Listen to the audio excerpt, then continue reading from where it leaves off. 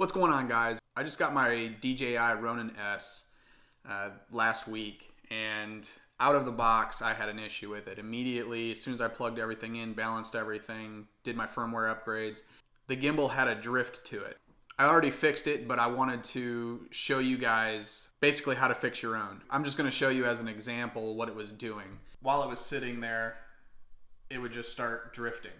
Really, really slow.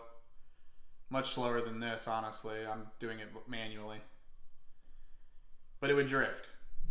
So I contacted DJI Support. I was on the phone for them probably for 45 minutes. The guy I was speaking with told me to go into the app, update the firmware. I did everything he instructed me to do in the app, and as a result of doing what he told me to do, the gimbal started just going crazy. It started spinning and twirling and doing all this funky stuff, and I had to immediately power it down. I asked him for a way to reset everything, but he said that the Ronin-S doesn't have any kind of reset or factory reset or anything like that. So basically I was stuck with a broken gimbal. So he told me I needed to return it. He said it would take 2 weeks or so to get a new replacement. So I just want to show you guys how I fixed it on my app. Now, I'm not going to be responsible if your Ronin-S starts spazzing out and twisting and turning and breaking your camera or breaking anything. I'm just telling you what I did that fixed the problem. So let's go into the app and I'll show you what I did. Connect to the Ronin-S, click on configuration, and we're going to go to motor parameters.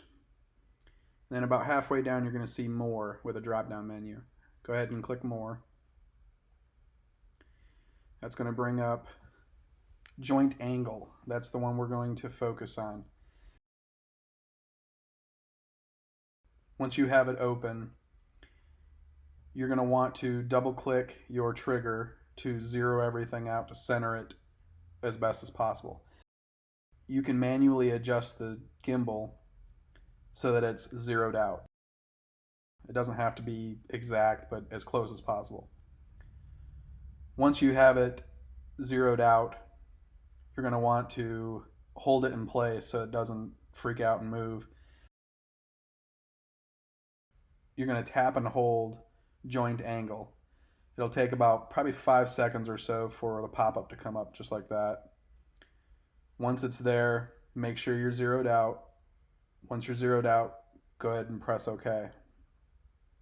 Once you've pressed OK, it should be good to go. Go ahead and move your joystick around and then double tap your trigger and then just let it sit there, see if it drifts still. If it fixed the drift, great. If not, you might have to repeat it.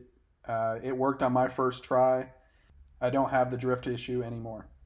I just wanted to show you guys how I fixed my drift issue with the Ronin-S.